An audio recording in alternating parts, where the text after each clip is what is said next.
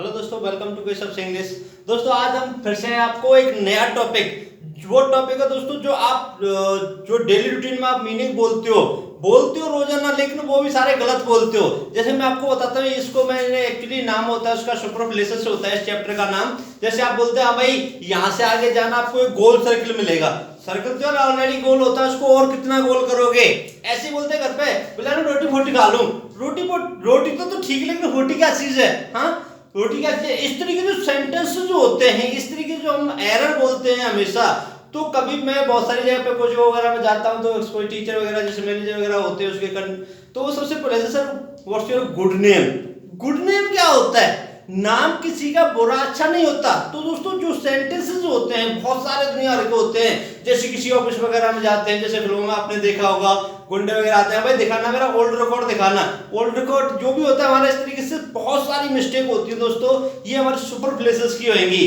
तो देखो दोस्तों, आज हम कैसे इनको क्लियर करते हैं। कुछ नहीं करना है आपको, थोड़ा सा चीज के साथ बड़े इंटरेस्टेड चैप्टर है आपका दोस्तों। जिन लोगों ने अभी तक जिन दोस्तों ने अभी तक हमारे चैनल को सब्सक्राइब नहीं किया है, जो भी दोस्त हमारे नए हैं, प्लीज हमारे चैनल को सब्सक्राइब और लाइक करना न भूलें। ओके गाइस, चलते हैं अपने टॉपिक की तरफ। तो दोस्तों सबसे पहले हमारा आता है, मैंने आपको लिख रखा है कि सबसे पहले आता है, जैसे आप किसी क्लास वगैरह में जाते हैं, भाई what's your good name, what is your good name. आपका गुड नेम क्या है? मैं आपको एक चीज बताता हूं दोस्तों, नाम किसी का बुरा भला नहीं होता।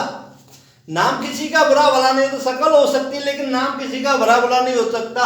अगर आपको किसी को पूछना तो सिर्फ और सिर्फ क्या पूछ सकते हो?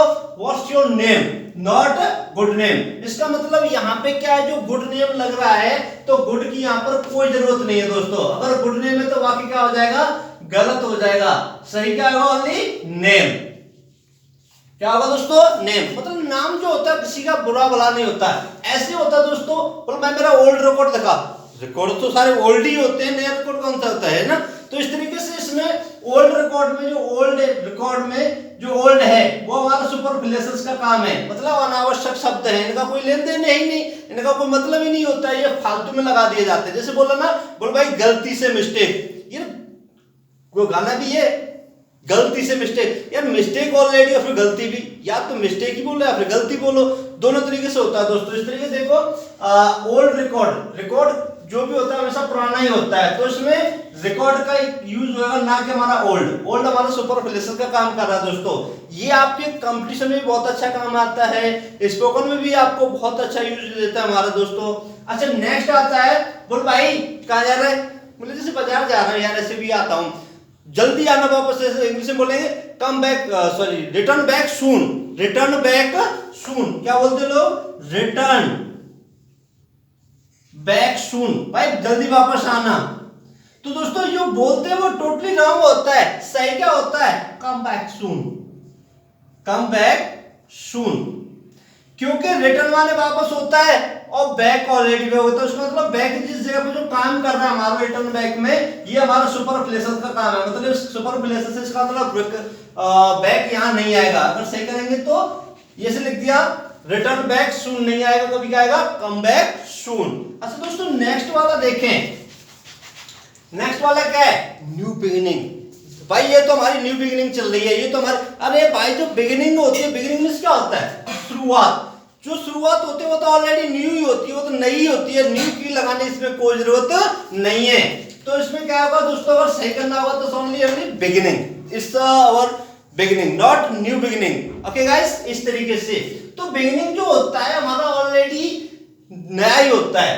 अच्छा दोस्तों ये होता है ट्रू फैक्ट्स, ये होता है ट्रू आंसर का फैक्टर तथ्य। जितने भी तथ्य हैं, मुहावरे, लोकोक्ति, जितने भी तथ्य होते हैं दोस्तों वो ऑलरेडी ही ट्रू होते हैं, उनमें ऑल ट्रू लगाने की जरूरत नहीं होती। वही डर हो रहा है भाई खाना मैं चलो रोटी फूटी खा लेता हूँ, रोटी ठीक है, लेकिन रोटी क्या चीज है? वही चीज यहाँ पर वो अनावश्यक शब्दों को जोड़ देते हैं। तो अगर ये वाक्य आएगा तो गलत होगा। सही क्या करना है?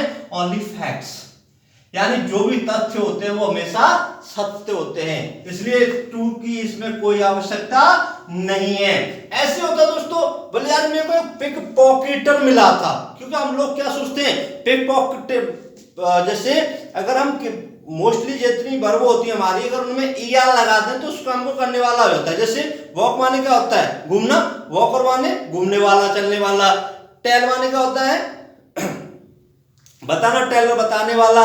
जैसे रन माने होता है दौड़ना, रनर मीन्स हो जाए दौड़ने वाला, यानी ईआर लगाने से उस कार्य को करने वाला हो जाता है मोस्टली। जैसे वर्क माने काम होता है, वर्कर माने काम करने वाला। तो इस तरीके से हम क्या बोलते हैं, पिक पॉकेटर। दोस्तों पिक पॉकेटर नहीं होता, वो ओनली होता है पिक पॉकेट। क्या होता है, जेब कतरा जिसे बोलते हैं ना, वो क्या होता है, pick pocket, not pick pocketer. Okay guys, तो दोस्तों ये वाक्य हमारे यहां पर देख ले। अच्छा, big blunder, big blunder, blunder means क्या होता है दोस्तों, ब्लंडर माने होता है बड़ी भूल। क्या होता है, बड़ी भूल। तो ऑलरेडी ब्लंडर में, ब्लंडर को याद रख सकते हैं बवंडर, आप तो बड़ा बवंडर हो गया बोलते रहते हैं ना, तो उसको ब्लंडर होता है, एक्चुअली लोग उसको बवंडर बोल देते हैं। तो ब्लंडर होता है बड़ी भूल। जब बड़ी भूल ऑलरेडी है तो उसमें बिग की क्या आवश्यकता है, इसका मतलब बिग नहीं आएगा, ब्लंडर माने ऑलरेडी बड़ी भूल होती है। अच्छा दोस्तों, एक होता है बैड ड्रीम्स। बोले यार रात में बहुत बुरे बुरे सपने आते हैं, night bad dreams. Bad dreams कुछ नहीं होता दोस्तों, नाइटमेयर होता है। क्या होता है दोस्तों, नाइटमेयर होता है, बैड ड्रीम्स कुछ नहीं होता, ध्यान रखना है, NIGHTMAR, नाइटमेयर होता है। अच्छा इस तरीके से देखो दोस्तों, माइक गलत होगा, स्ट्रॉन्ग ब्रिज का भी नहीं होता दोस्तों, स्ट्रॉन्ग ब्रिज कोई सेंटेंस नहीं होता, और होता क्या है, स्ट्रॉन्ग विंड, यानी स्ट्रॉन्ग ब्रिज नहीं होता, क्या होता है वो, स्ट्रॉन्ग विंड होता है दोस्तों। अच्छा दोस्तों, एक सॉरी इधर का है, स्ट्रॉन्ग विंड होता है, ना कि हमारा स्ट्रॉन्ग ब्रिज। Okay guys. अच्छा दोस्तों, नेक्स्ट होता है हमारा, बात बोलता है ये तो मेरा फैमिली मेंबर है, ये तो मेरा फैमिली मेंबर है।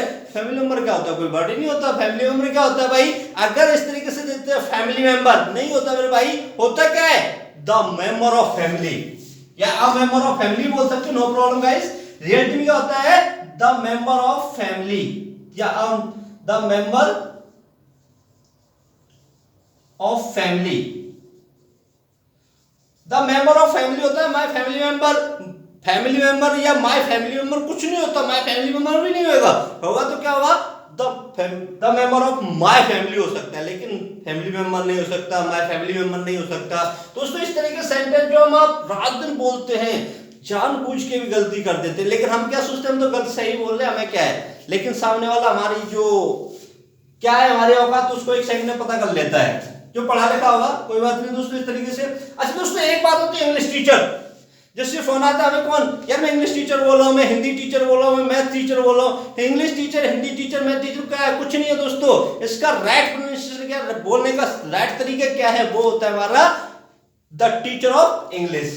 क्या होता है दोस्तों, द टीचर ऑफ इंग्लिश। अब कौन बोल रहा है, आज के बाद ये मत बोलना भाई इंग्लिश टीचर बोल रहा हूं, मैथ टीचर बोल रहा हूं ना, the teacher of, I am speaking the teacher of English. Okay guys, इसी तरीके से होता है दोस्तों।